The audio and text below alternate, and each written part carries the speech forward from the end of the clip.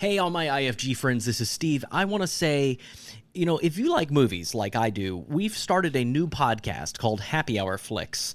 You can find it anywhere podcasts are found. It's all about nostalgic movies that we love, and we bring on special guests each episode, and we also have specialty cocktails made for each one, too. So it really is an hour of a good time talking about movies that we love, like Gremlins, Seven, Free Willy. We talk about The Last Starfighter also. I mean, we kind of run the gamut across all the decades and really have a great time. So wanted to invite you to come over and join us. That's Happy Hour Flicks, anywhere podcasts are found. Talent is kind of seen as the fun part of pre-production. So a lot of people try it on their own first and then usually come to us being like, that was a terrible idea. This is the Independent Filmmakers Guide from Framework Productions. Framework Productions. Hey, what's up? Welcome back to the Independent Filmmakers Guide podcast. I'm your host, Stephen Pierce. James is out on assignment today, getting us ready to film a commercial we have coming up. So you are stuck with just me today and my very special guest. My guest today is Rachel Reiss. She is a casting director with Liz Lewis Casting. I've known Rachel for... Wow, I mean, turns out a lot longer than I thought. Well over 10 years when I started working as a casting intern initially, and then ended up as a casting associate for a limited amount of time on a show called Chopped, and a couple of other, Bravo series and things. And I was very lucky to learn from her. She taught me the little I know about casting. She's since moved to Liz Lewis and now casts a ton of commercials and voiceovers. She's been honored by the Clio Awards and other award shows for her work. And also does narrative and animation. She's doing a lot of animation right now, but also has done quite a decent amount in the independent film world. So we're going to learn kind of a lot about casting across the board, when to use a casting director, a little bit about contract types, and just generally learn what it's like to sit on her side of the table and kind of play this interpreter between creative, writers, directors, producers, and actors. So with no further ado, let's meet Rachel Reiss. Hey, Rachel. So, how you doing? It's great to talk to you again. I've known you for a while and always in the casting world, and I want to get a little bit into your background eventually, but just to start things off, as a casting director, what is the primary responsibilities of a casting director, specifically in the independent film sort of scenario? Sure. So we're the ones who kind of take everything that the production needs talent-wise, and we find that. So whether that's from agents, managers, classes, things we've seen online, anywhere, we are responsible for finding the talent. So kind of the HR for the talent world, if you will. So we find the talent, we do the outreach for the talent, and then we audition the talent, crafting the options into what the production is looking for. And then filter the best options and send it to production to make the final decision. So when do you usually get involved? Because I think there are a couple different tactics with casting that at least I'm aware of. Like, right, whenever you have a script and an idea and you're trying to attach somebody early on, or you have here's a fully funded piece, let's cast this and see what you've got. So earlier the better with casting. I think casting is sometimes forgotten about once a production finishes because we're usually the first ones in and the first ones out. So basically, as long as there's a script together and the beginnings of a production team, we're ready to dive in and start working.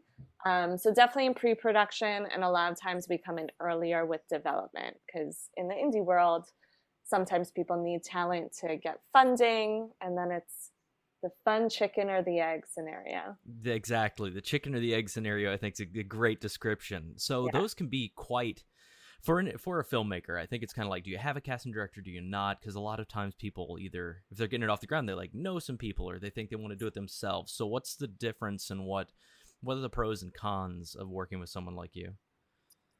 Well, I think that's very true. I think talent is kind of seen as the fun part of pre-production. So a lot of people try it on their own first and then usually come to us being like, that was a terrible idea. So I think the pros of coming to a casting director is our minds are filled with talent. We see talent on a daily basis for a ton of projects. So instead of starting from scratch on each project as a director or filmmaker may, we already have the knowledge of actors to consider, actors who might be right. So we're kind of cutting time there. And then the actual auditioning and organization process, we audition talent to mold them to what you're looking for. We keep thousands of options organized. So all production has to deal with are a few of the best options. And we also have relationships with, acting schools, agents, managers, PR people. We can kind of have those conversations in an honest, neutral way that filmmakers may not be able to. 100%. I think that's the biggest takeaway I have from casting is that the talent world is a different world than the production world, shall I say? You know what I mean? It's not, you think that the production, there's like a whole vernacular, there are ways people, work together, they're deal making, and a whole, I don't even know how to say it, but like a mechanism for approaching, offering, negotiating, booking. Like there's a whole world out there that most filmmakers have never set foot into. And whenever you actually get there, you're like, why the hell does this matter? But the casting directors, it's very turnkey for you guys. That's exactly right. You said it very well. So what are some of the things, if I'd never cast anything before, I'm like, I'm going to make my first movie, I'm so excited, I have, raised the money, let's even say. What are some of the things that I'm going to encounter that I might not think of if I'm trying to do casting by myself, or ways that a casting director will open the door for you to help find more success?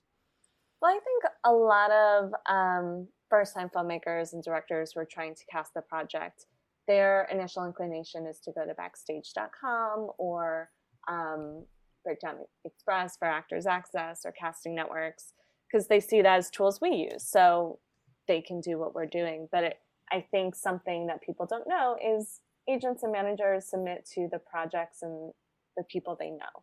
So you may be missing out on a huge pool of talent. I also think casting directors, we understand resumes a little bit more. We know what the training is when it's listed on a resume. We know, we can see who they've worked with and therefore what instincts this actor may have. So I think actors have become really great at fluffing resumes. And I think sometimes that can be a slope that first-time filmmakers who are casting on their own will fall into. Other things they may not be aware of. Well, so for instance, like, checking avails, like, you know what I mean? And pitching the right person, also getting a breakdown out, and then you might get people pitched to you that you weren't even expecting because they're available and they're interested in the general premise, and you might have a relationship with them. Yeah, absolutely. And I think another thing that's really important with any project is a lot of filmmakers come to casting and are like, what number do we need to offer to get this talent? And that's always a really tricky conversation to have, because from our perspective, there is no magic number. And I hate telling that to clients because they're like, well, that's what I came here for. And there really isn't. I mean, every project and every talent, it's going to depend on their availability. Do they like the script? Do they have some sort of relationship or know of any of the filmmakers? If they don't, then they have to be captivated in some other way. And I think a lot of times actors are approached to play what we know them to play. Like if you want Jennifer Aniston for a film, you know what you're getting with Jennifer Aniston, and she's wonderful, and you have that really like warm girl next door vibe. But if you're a smaller project that may not have the budget that Jennifer Aniston is used to getting, there needs to be something else to draw her. She doesn't want to just play the same thing she always plays. So whether it's a character that's really appealing to this actor, or maybe it's something really outside of left field that would be really interesting for their career. So it's thinking of it in a strategic way from the talent standpoint that I think is important, that is sometimes overlooked. Totally. And do you find yourself, if you're like, oh, this person's really good for this, it'd be good for them, why they're a little out of our budget range, do you ever pitch to their agents and say, hey, here's why this would be good for you? Yeah, absolutely. I mean, the person that these wise words came from, but gotta play to win.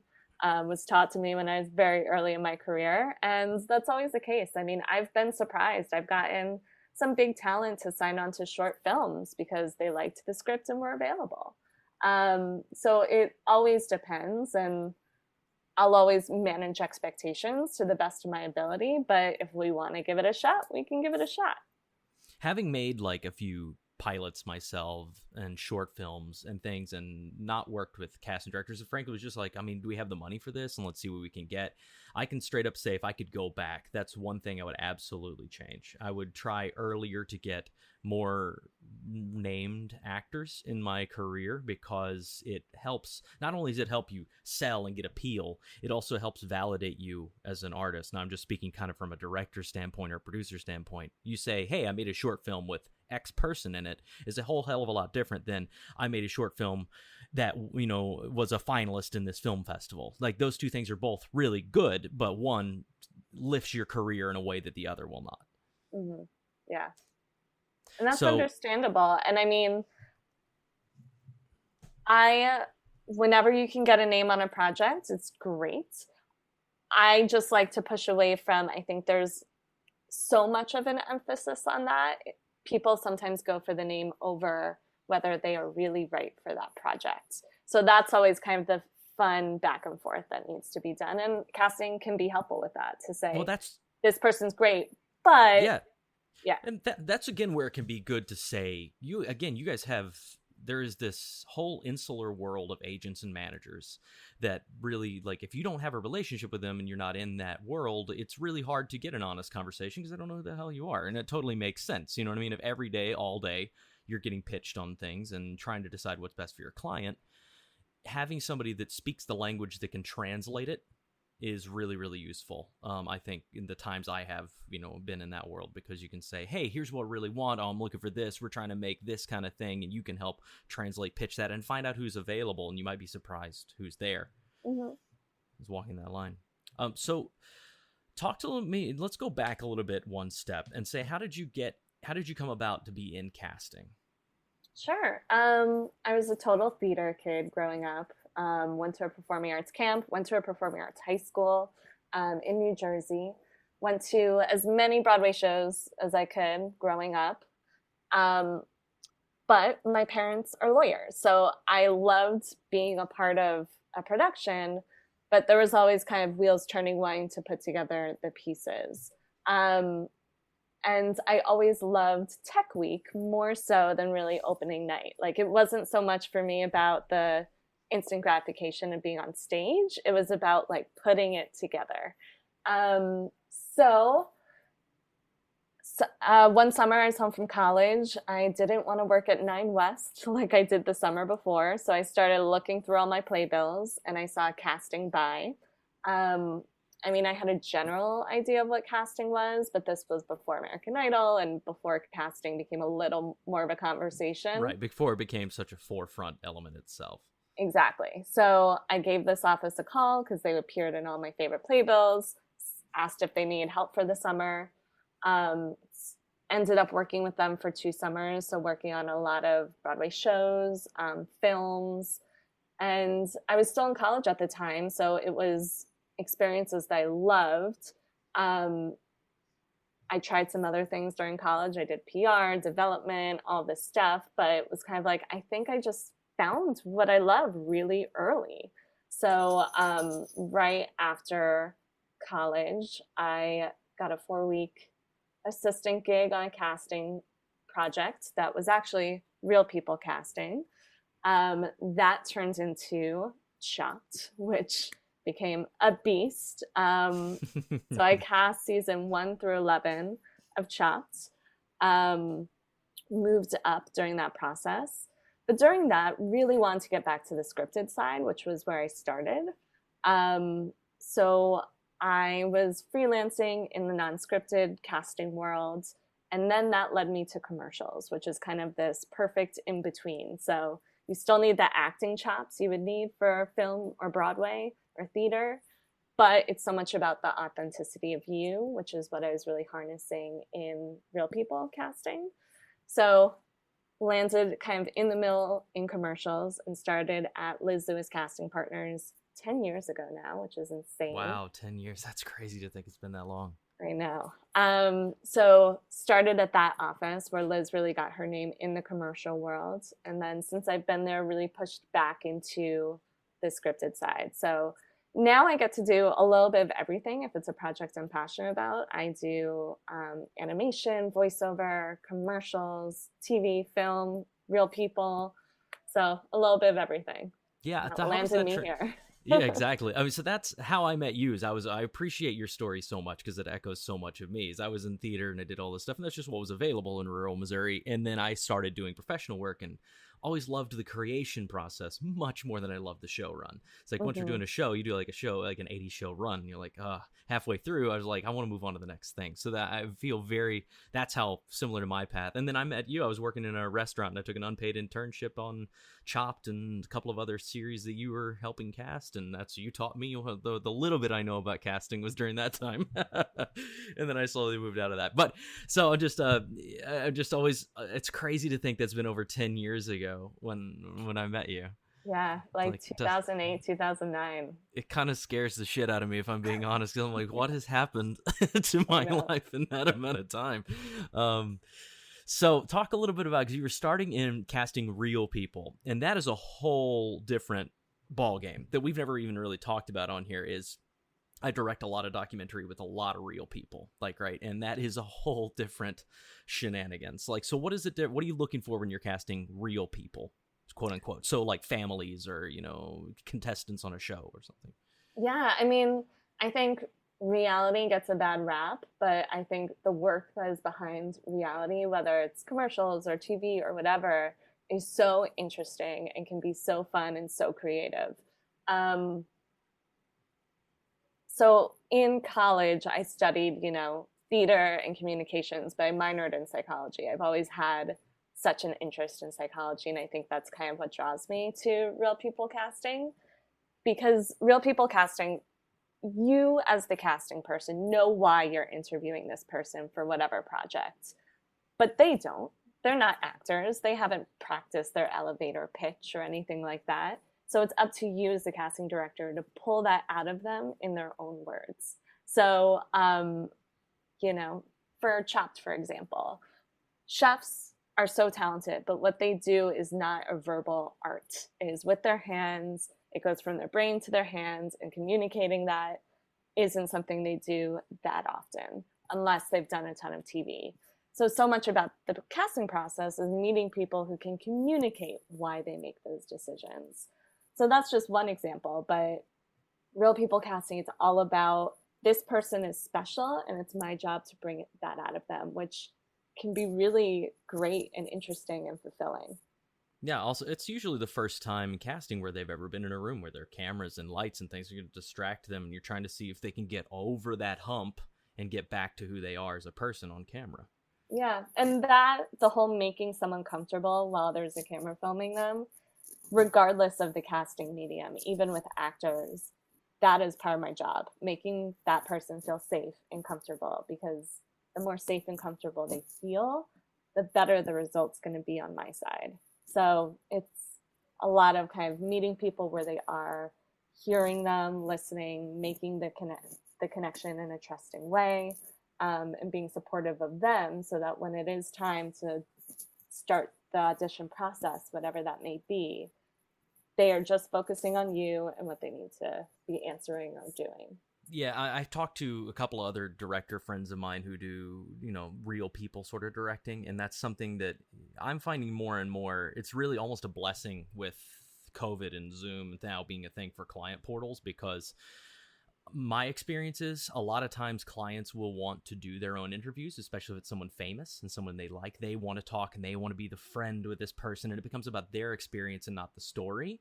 And my other director friends have had this experience also where, we're good at this, and we're not good at it because look at the ego trip. I've just done a lot of it. I know how to make the camera and the lights disappear and talk to somebody on an interview setting. It's a skill. It's something you have to practice. You have to learn over time. And I frequently see a lot of people now, used to previously before COVID, wanting to do their own interviews. And now this is a lot better because we can kind of control. You know what I mean? It's like now you get to absolutely get them out of there. They still get their input, but you can have a lot more focused conversation. And I think that that is something I hope can maintain after all of this is kind of going back to live sets now. I think that really, less is more frequently with real people in my experience. Is you can't direct them as much as you can let them build and get more comfortable and then push them in a direction they can go. Yeah, absolutely. And it's been interesting in the scripted world as well, because auditions have transferred over to a digital fashion. Yeah, what's your experience with that? Yeah, I'm not gonna beat her. I hate it. I really, really hate auditioning people remotely. Like, it is the sort of the bane of my existence, because you can't. Half of what I'm looking for is a connection, is a feeling, like an electricity. Not just can you read the lines and look kind of like the part. You're trying to feel how a person's going to be. How does it been for you?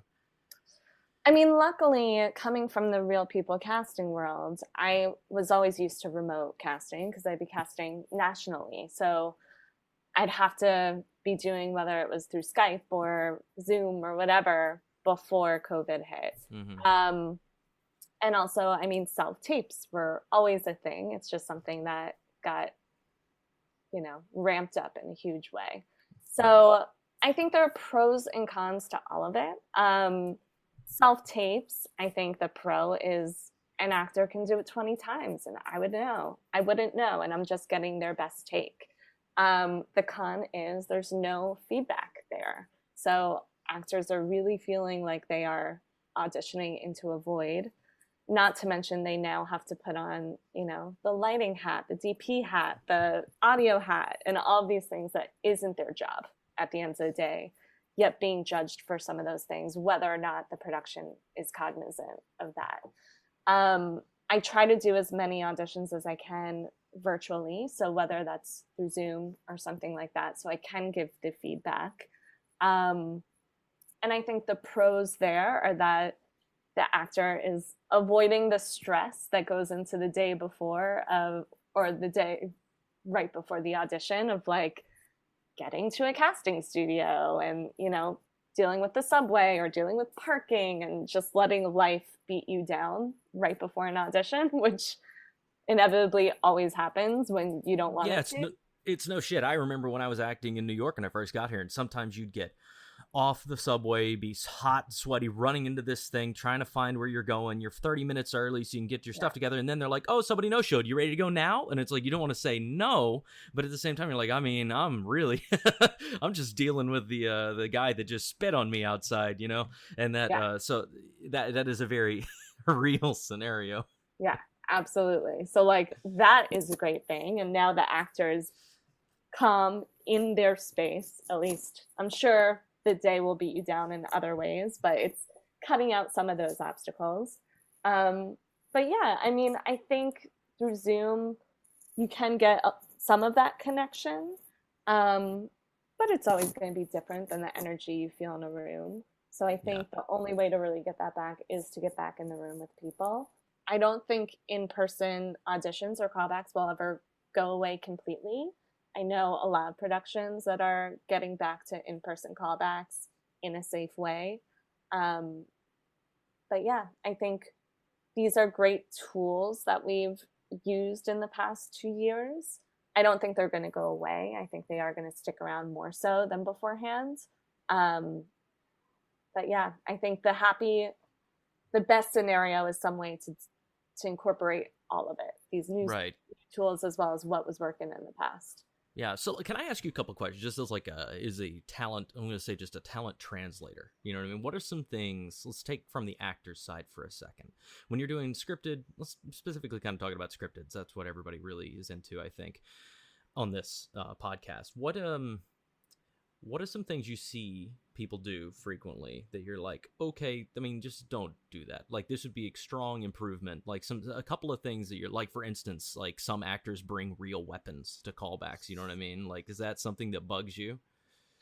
I mean, yes. Luckily, I've never had that happen, but I would definitely prefer no weapons in my audition. Right, or even replicas or something. You know what I mean? Like, it's like, I've seen a few people, like, and they pull up a real gun, and you can watch, like, I grew up in Missouri, so I'm a little like, oh, okay, that's a choice, but I've seen other people in the room just, like, freak out, and, like, their eyes get huge, and I'm like, oh, yeah, maybe don't do that.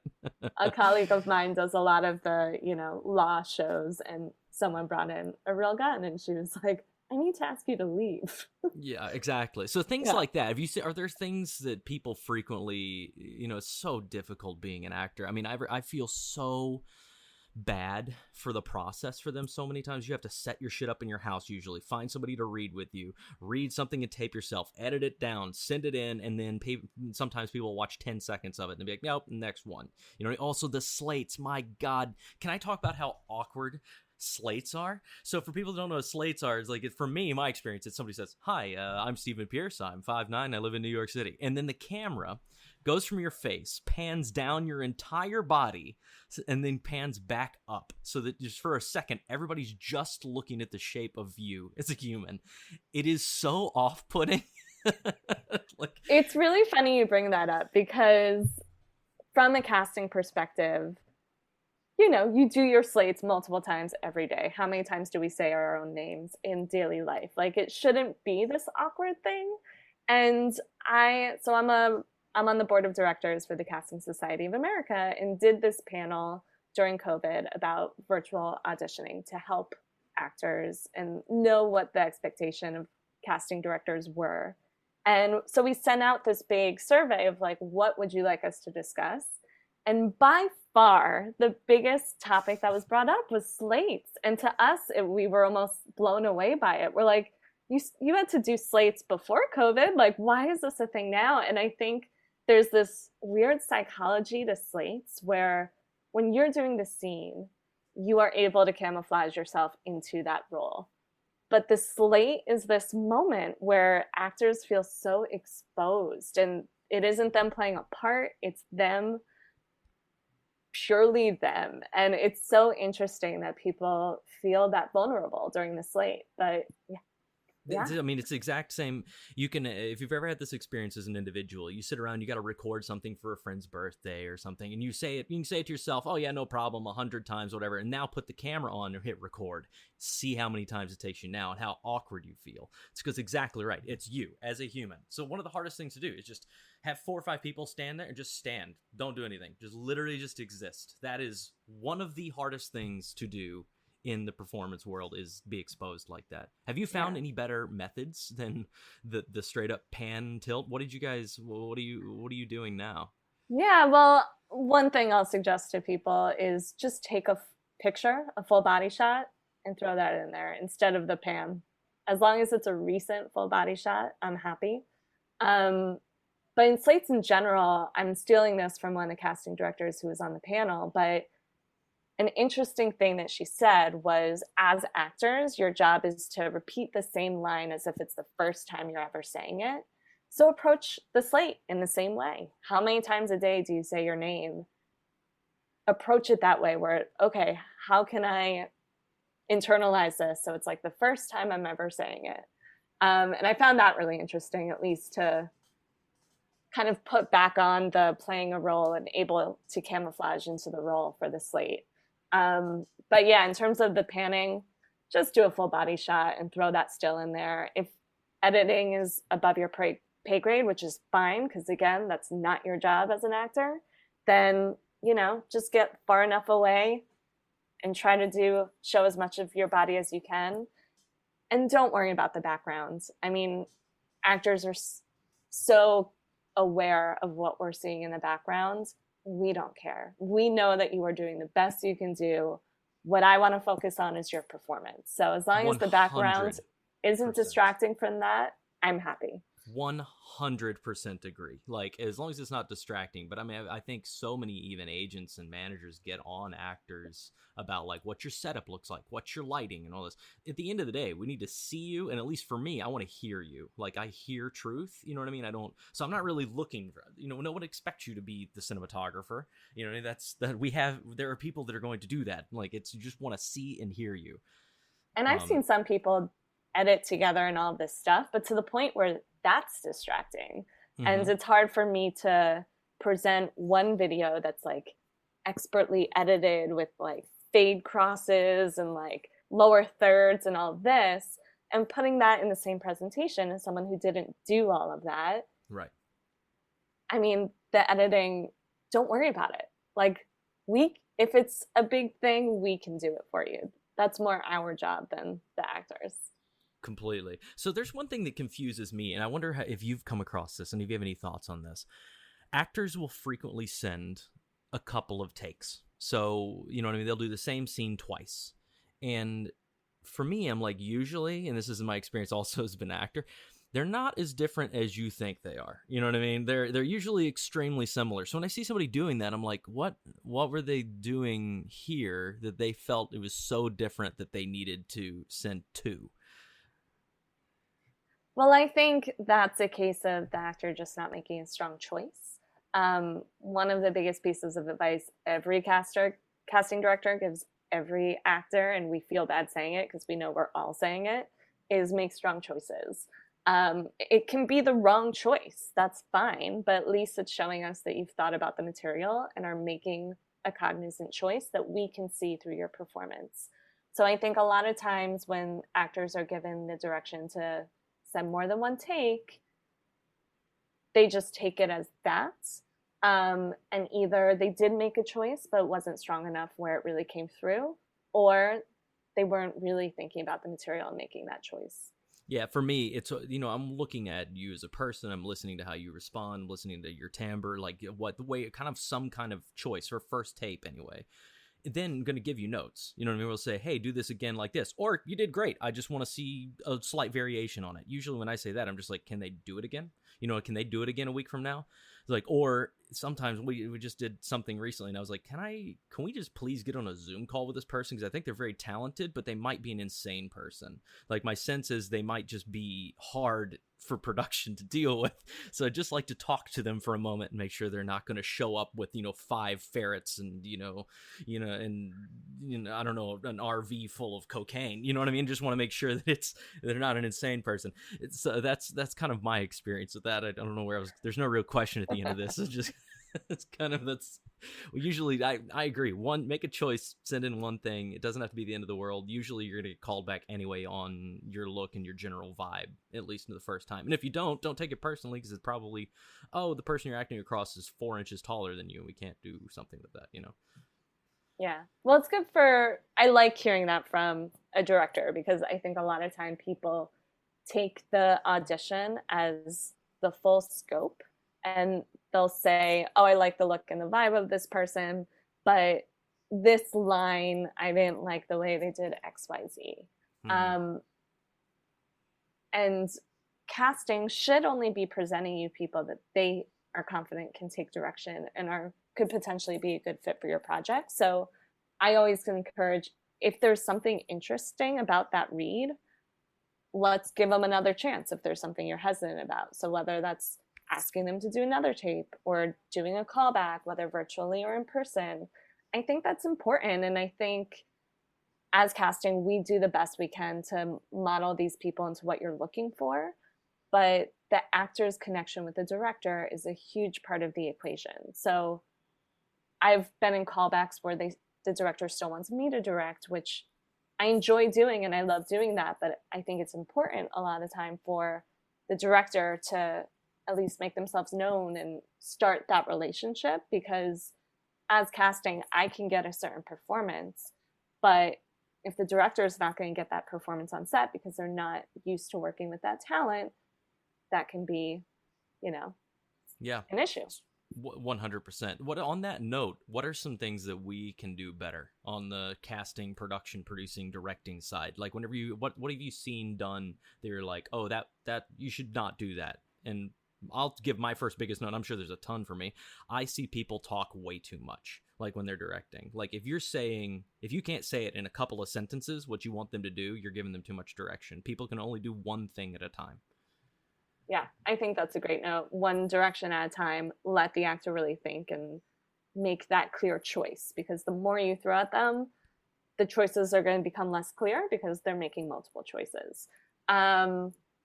What else? Line reads. I mean, I think that's pretty obvious, but if you are struggling to have an actor do something a certain way, and the only way you're able to accomplish it is a line read, then I think you're not really letting the actor make that choice. You're just saying, say it like this. 100%. I mean, just as an actor, if you're an actor and you're saying the line exactly the same way every time with rote repetition, and there are people that are technically really good and they can just fake it, and they just can. I don't find that to usually be the best performances. That always has a little subtlety on the moment, or like it's real to the best of your ability. But same thing with the director. If you're expecting an exact line read before you've heard an actor do it, you got to get that out of your head, because you're not leaving any room for anyone to make your piece better. Like, you're just stuck with what you have in your head, and I promise you it's probably not as good as you think it is. Right. The only exception I'd say to that is sometimes with kids, it's helpful. Sure. But yeah. Otherwise, if they're old enough to make the choices, then let them make the choices. And I think that's a really good point. I mean, my brother's a writer, and creatives have such a clear vision of what this should be in their head. But that vision is very different between the writer, the producer, the director. So as the casting director, it's my job to find something that suits all of those needs and hear all of those needs and try to materialize it.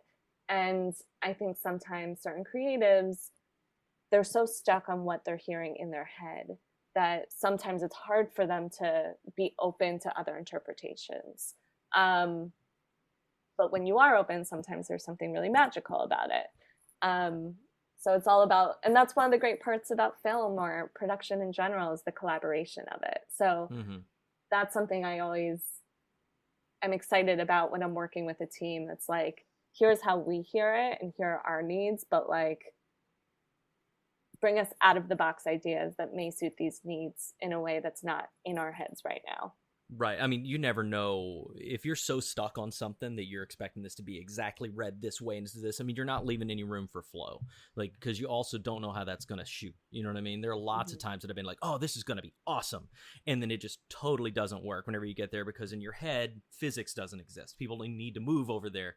People don't have to do this. They don't. It's like you got to have that. And that's also the huge thing I learned from Steve Wolf, who is an artistic director at the St. Louis Rep, and I AD'd for him. And Steven had a very different style of directing than any other director I've ever worked with, but I really learned from him this one key thing: cast great talent. Cast people that'll make strong choices. Cast people that are going to show up every time prepared, ready to go with an idea, because then you can shape something. It is so hard to create something with nothing. Whenever you look at somebody and they're totally, I mean, they might be beautiful and like just sing on camera, but if they are not bringing any choices and they're just kind of muddling through, you're never going to get dynamic out of them, in my experience. You want somebody that's going to come and make decisions. You can always make somebody's hair a little neater. You can make somebody's wardrobe a little tighter. But man, you got it, especially in lead roles. Like, you need that strong performer. I agree. So let's talk a little bit about animation. You just had you have your first, is it your first narrative animation project, or is it your largest? First that's been released. So I have a bunch that are kind of in the works. So this, I don't have any experience hardly at all in animation. Like, I mean, some little pieces here and there, but what is it? What's the difference when you go to cast animation? What are you looking for? A lot of it is the same. It's about who is right for that part, who can make interesting choices. I'd say the biggest difference is you don't have your face to rely on to really get your emotion across. So there needs to be some strong choices when it comes to your vocals. And I think also something that's really cool about animation is there's so much character development that's done. And the same happens for film. You're given a character and really asked to explore it and make choices. But with animation, there's so much freedom. And it's harder to make a wrong choice, I would say. So at least for a new show with new characters, we are putting a lot of responsibility on the actor to bring this to life.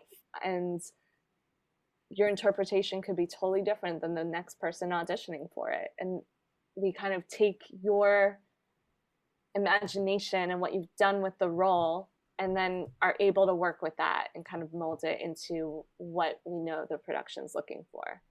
Is it similar? So I once heard somebody say about modeling that modeling is, you're not looking for the most attractive person. You're looking for somebody with a unique look, something that's catching, something that like hooks you. I don't know if that's true or not. That's just what I remember them saying. Does any of that apply to this animation sort of world where you're really looking for somebody that has just something interesting? Because again, you can't look at it. And I know in radio, that's like a big thing. Like when I was working in radio and writing pieces, we were doing radio plays, it's not about the same thing. It's about who can flow, who has really good word, like what is it called? Objective word choice. So you're not overemphasizing lines, and you just have something interesting to give you a texture of what the character looks like in your imagination. Yeah, absolutely. I think texture is a huge part of it, and it's not something you notice when you're talking to people on a daily basis. And I think just the voiceover world in general. I mean, how many commercials do you hear where you're like, that person sounds familiar? And the reason is it's probably a celebrity. And the reason they chose that celebrity is because people feel a connection with that voice. They know that voice. So they're immediately taking in what that voice is saying in a different way. And I think with animation and voiceover projects, they're looking for a quality in that voice that people will find interesting, will clearly understand the story and understand the flow, and bring a character to life that they can't really see. In voiceover, they usually are doing those, like even the animations, they're doing characters individually, right? Like an actor will do you ever cast multiple actors do multiple characters? And also, what do those deal terms look like? Are they based on a single session, and then is there usage on that? Like in your experience, how does that roll out versus like a narrative on camera piece? So a lot of, at least animation, talent are playing multiple roles. Not for every role. A lot of times, like the leads will do certain roles, and they'll have utility talent that kind of flesh out the universe. So yes, to that first question, they are playing multiple roles a lot of the time.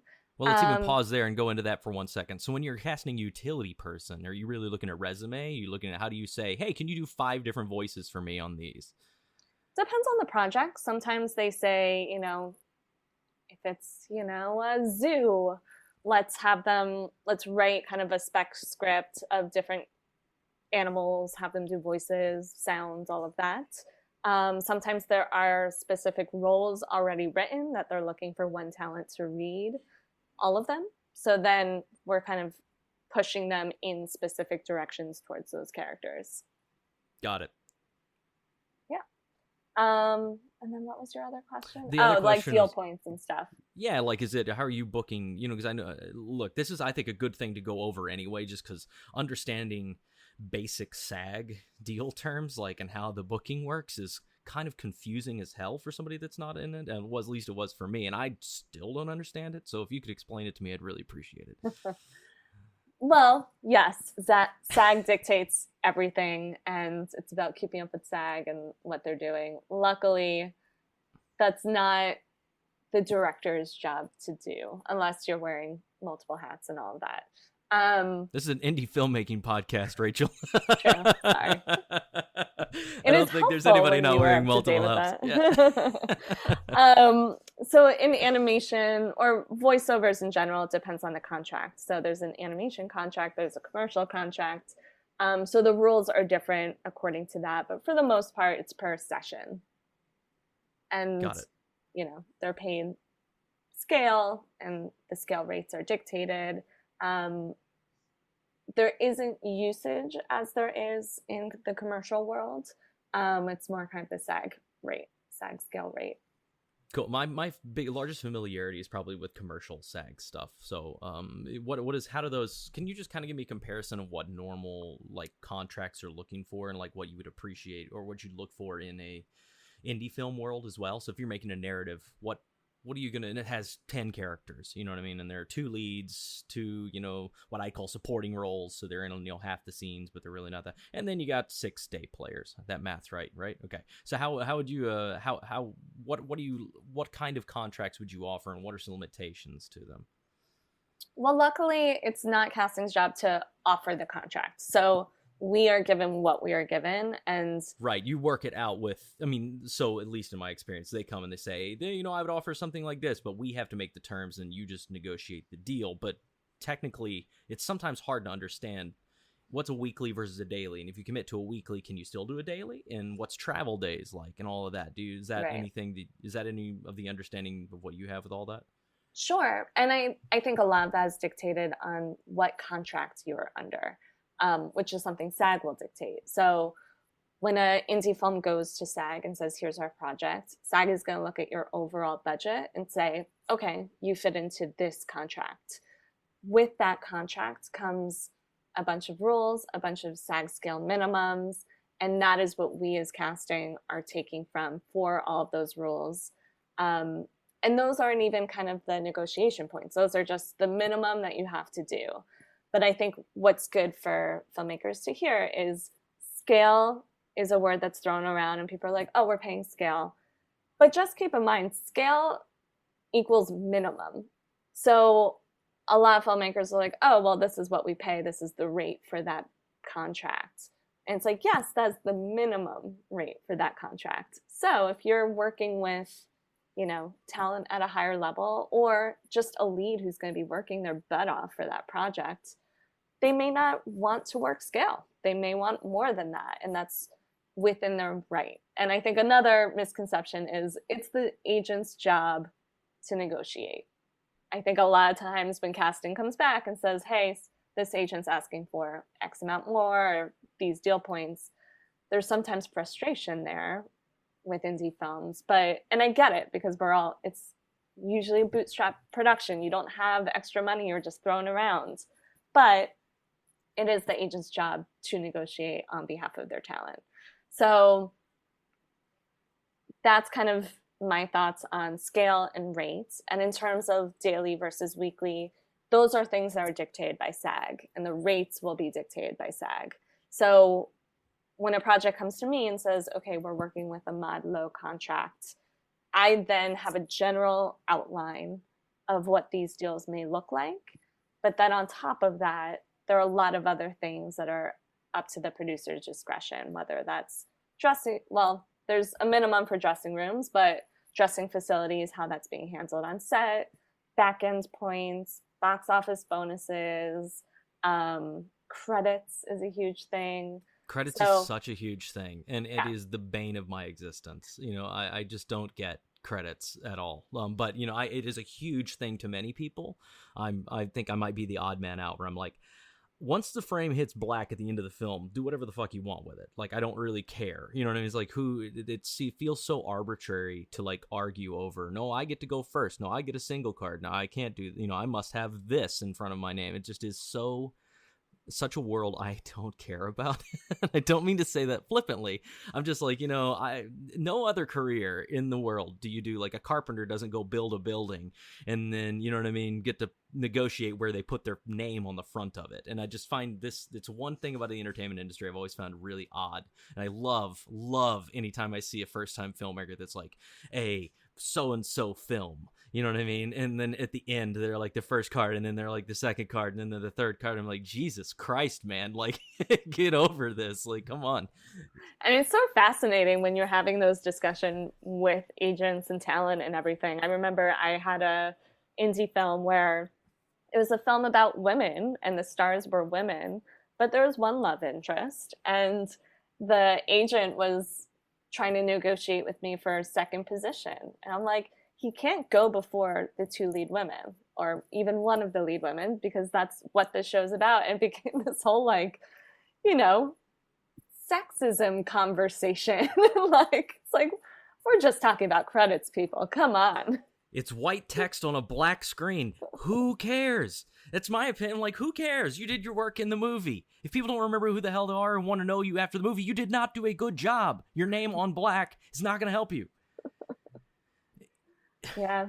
And that's why you should, you know, pay talent accordingly so they don't have to get as, you know, vicious over credits. Well, you know, it just is it's an amazing thing to me. And I don't know, I think it's always, but it is a thing. Position, and also, yeah, I mean, you get all these weird negotiating points. I mean, it's just interesting, like the things about travel, obviously, but I get that also. You're like, hey, I'm traveling out to do this thing in the middle of nowhere. I don't want to fly business class. Something I was not aware of that I learned about recently, though, is this most favored nations. So that's something that can get people in a tricky spot if they don't understand what that is and what that means. So what's a most favored nations offer, and when is it usually most applied? So that is saying that if it's favored nations, then all of the talent at whatever tier is defined gets paid the same thing. Agents will ask for that if it's kind of an ensemble piece, or say there's a lead and a love interest. They just want to make sure that if one of those people are getting more money, the other one will bump up to the same rate. It can sometimes get tricky because different talent has different needs, different agents are going to ask for different things. So if it's favored nations, if one person bumps up and you have, 5 or 10 people on that tier, now you're paying a lot more money because all of those people are going to bump up to that. But you can always try a tier system where it's like, okay, these are the top 2, under that, and then under that. But I'd say it's most applicable for like ensemble pieces or those kind of things. Got it. Yeah, that's something that I learned about, and it's also, as I understand it, there are many different factions are also negotiable under most favored nations. Like you can have most favored nations for salary, you can have most favored nations for compensation points and stuff like that, and they all don't necessarily have to be the same. But I believe whenever they say it in talent terms, usually they mean pretty much across the board. Like anything they get, I get too. Exactly. Yeah. So which it makes sense. If you got 2 or 3 leads, you don't want to have somebody freak out and shut down your set because their agent found out they're making $100 less a day. At that point, it's just not worth it. It's like, just make it the same so that, whatever. But that is a slippery slope. You get somebody coming in and be like, I will only do X. Now you got a real problem because you have to do it for people even though they may not give a shit. You know what I mean? Yeah. And this will all be in writing. So it's not something you want to kind of play with. Right, exactly. But those are like the deal points. So, going down the rabbit hole there on some contracts and stuff, I can tell it's your favorite thing to talk about with your enthusiasm. Yeah, I mean, casting can be less glamorous. I think a lot of people see it as. It's a lot of organization, a lot of spreadsheets, a lot of scheduling. But I do really love it. I mean, you meet interesting people every day. You get to work with talent. You get to work with actors. I do a lot of kids casting, so it's a never-ending pool of new talent. And yeah, I think a lot of casting directors are kind of in their area, and I love being able to do a little bit of everything. I think that helps the other fields, and I'll meet a talent in commercials and say that person would be great for this film, and getting to swap amongst genres is really cool. Yeah, definitely. So, I guess last thing is like, what have you been up to recently? What do you got coming up? What are you working on that you want to plug, and where can people find out more about you? Sure. Well, I'd say the project that's most immediately coming out is the animated series called Get Rolling with Otis. It's coming out October 8th, so I think that's Friday, on Apple TV. And it's a kids show that's based on a best-selling kids book series called Otis the Tractor. So that was really fun, such a joy to cast, and I'm really excited it's finally coming out. And I'm also on the board of directors for the Casting Society of America, where we kind of try to elevate the profession as much as possible. So that's helping people know what casting is, because a lot of people still don't. Helping the future generation of casting be well-informed and diverse. We're working on training programs because... Oh, that's very cool. Yeah, and casting is a very small world. I think a lot of people fall into it in different ways. But right now, a lot of the ways people get into it is interning, which can exclude a lot of people. So we're trying to make it more accessible to more and just make it a well-learned and diverse casting of the future. Filmmaking is a collaborative experience, and so is this podcast. Please take a second to subscribe so you know about future episodes, and leave a review. It really does help us. For more info about today's guest, please visit independentfilmmakersguide.com, where you can check out all our episodes that run the gamut of filmmaking topics. They're available in both audio and video format. IFG is created by Framework Productions. This episode was hosted and directed by Stephen Pierce and James Allardyce. It was produced and edited by Matt Mundy and Audrey Ray McHale. The music is by Glassboy. Find his music on freemusicarchive.org. See and listen to all the episodes at independentfilmmakersguide.com. Thanks for listening. Hey friends, we just wanted to take a quick moment to talk about two personal things. First, we wanted to thank you, our listening community, and our wonderful guests, learning so much together along the way and continuing to learn, sharing our stories, making a lot of new friends, and collaborating, which is exactly what this is all about. Which also brings me to my second point. In great part to many of these new relationships, we wanted to let you know that we've taken a lot of this advice ourselves and made our own narrative feature film, Herd. H-E-R-D, Herd, which is premiering this October on Friday the 13th in select theaters as well as on VOD. Personally, I think it's the perfect kind of scary movie to watch during our favorite scary season. So we'd love for you to celebrate with us and watch Herd. You can pre-order it on Apple TV and, of course, do the communal thing, see it in theaters. Of course, for all of this, please see our show notes, but basically, we're going to keep it all updated at herd.film. That's herd.film, herd.film as well.